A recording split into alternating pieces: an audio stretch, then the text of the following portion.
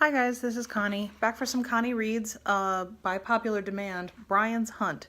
We have the baby in the background, so hopefully I don't have to stop again. I've already had to stop once. And this is difficult to read through with a small running toddler. Anywho, Connie Reads Brian's Hunt by Gary Paulson. This is chapter 1. He was in his world again. He was back. It was high summer coming to fall, and Brian was back in the far reaches of wilderness, or as he thought of it now, home. He had his canoe and bow, and this time he added some dried food, beans and rice and sugar. He also had a small container of tea, which he'd come to enjoy. He had a small cook set, and a can to make little fires in the middle of the canoe. He put leaves on to make smoke to drive the flies and gnats and mosquitoes away. He had some salt and pepper, and almost a treat, matches. He still could not get over how wonderful it was to just be able to make a fire when he wanted one, and he never sat down to cook a fire without smiling and remembering when his life in the wilderness had begun, his first time alone. He dreamt of it up often, and at first his dreams sometimes had the qualities of nightmares. He dreamt he was sitting there in the small plane, the only passenger, with the pilot dying and the plane crashing into the lake below. He awakened sometimes with a sudden fear, his breath coming fast. The crash itself had been so wild, and he had been so out of control, that the more he had grown in the years since, the more he had learned and handled difficult situations, the more insane the crash seemed. A wild, careening, ripping ride down through trees to end not in peace, but in the water, nearly drowning. In the nightmares, it was like dying and then not dying to die again.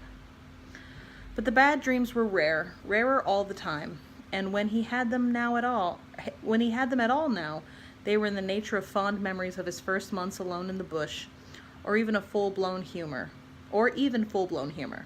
The skunk that had moved in with him and kept the bear away.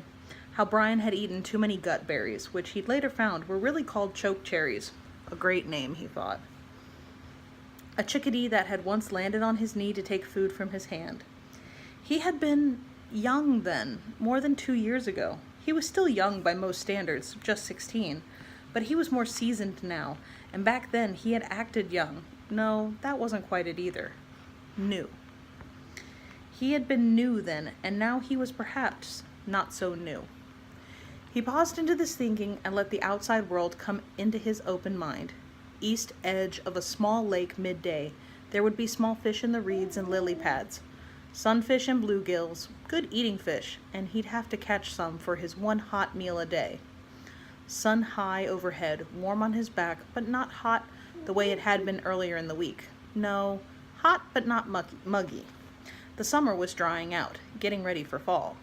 Loon cry off to the left, not distress, not a baby lost to pike or muskie. The babies would be big enough now to evade danger on their own, almost ready to fly, and would not have to ride on their mothers' backs for safety, as they did when they were first hatched out.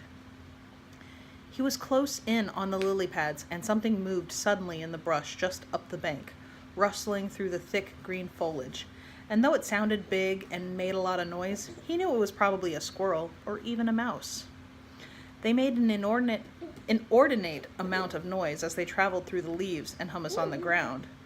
There was a no heavy footfall feeling, as there would be with a moose or deer or bear, although bear usually were relatively quiet when they moved. A high-pitched scree of hawk or eagle hunting and calling to his or her mate. He couldn't always tell yet between the cry of hawk and eagle. A yip of coyote, not wolf because it was not deep enough. And not a call, not a howl or a song, but more a yip of irritation. He had heard this yip before when he'd watched a coyote hunting mice by a huge old pine log. The log had holes beneath it from one side to the other, and the mice would dance back and forth beneath the log through the holes, while the coyote had to run around the end or jump over the top, and the mice simply scurried back and forth under it to avoid him. The coyote tried everything, hiding, waiting, digging a hole big enough for himself under the log so he could move back and forth, but nothing worked. After over an hour of trying to get at the mice, he finally stood on top of the log, looking down one side, then the other, raised his head and looked right at Brian, as if he'd known Brian was there the whole time, and gave an irritated, downright angry yip. It was, Brian felt, a kind of swearing. Up ahead, 400 yards, a moose was feeding in the lily pads, putting its head underwater to pull up the succulent roots, and Brian knew it would be an easy kill if he wanted it. Canoes seemed such a part of nature to the animals in the wild. Perhaps they thought the canoes were logs, and if a person kept very still, it was often possible to glide right up next to an animal near the water. In many states, it was illegal to hunt from a canoe for just that reason. Brian had once canoed up next to and touched a fawn standing in the shallows. And with feeding moose, it was simpler yet. All you had to do was scoot forward when the moose had its head underwater and coast when its head was up, looking around. Brian had plenty of arrows, 12 field points with 60 extra points and 100 extra shafts and equipment to make more arrows, and 24 broadhead arrows as well as 50 extra broadhead points with triple blade heads the military had designed for covert work many years before. These were called MA3s, deadly. And if sharpened frequently, they were strong enough to reuse many times if you didn't hit a bone or miss and catch a rock. Looking at the moose, he salivated, thinking of the red meat and how it would taste roasted over a fire. But then he decided against it. The moose was a small bull, probably only 600 or 700 pounds, and nowhere near the 1,400 or 1,500 pounds a large bull would weigh. But even so, it was a lot of meat to deal with, and he couldn't bring himself to waste anything he killed. He had gone hungry so long when he had first come to the bush. Food had been everything, and the thought of wasting any of it went against every instinct in his body. Even if he made a smoke fire and dried most of it in strips, he would still lose some meat. Still, he could see the shot. Close to the moose, close in, but far enough away to avoid an attack. The bow already strung. Wait until he ducked under to draw the bow, and then, as soon as the head came up, release the MA3 just in back of the shoulder, under the shoulder blade, and the broadhead would go straight into the heart. He shook his head. Rehearsals were all right. He did them all the time, came up with imaginary scenarios and how they would play out even if he didn't act. Like with ch1. He thought of her often. She was the daughter of the Cree trapping family he had found that first winter in the bush. He had met up with them at the end of winter and lived with them for 3 weeks until spring arrived, and with it a plane to take him back to civilization. ch1's white name was Susan Smallhorn, but he seemed to be thinking of her more and more by her Cree name. He thought of her constantly. She was his age, came up to his shoulder and a little more, had smiling almond-shaped brown eyes, a full mouth, and straight nose and long, thick, richly black hair, and he had never met her. Her father, David Smallhorn, had shown him her picture, and Brian had missed her because she was away at school. The Attempter, that's what her Cree name meant, and her family had given it to her because when she was little, she was afraid of nothing, would try anything, which had given her a small scar on her left cheek when she was 4 years old and tried to fire a high-powered rifle.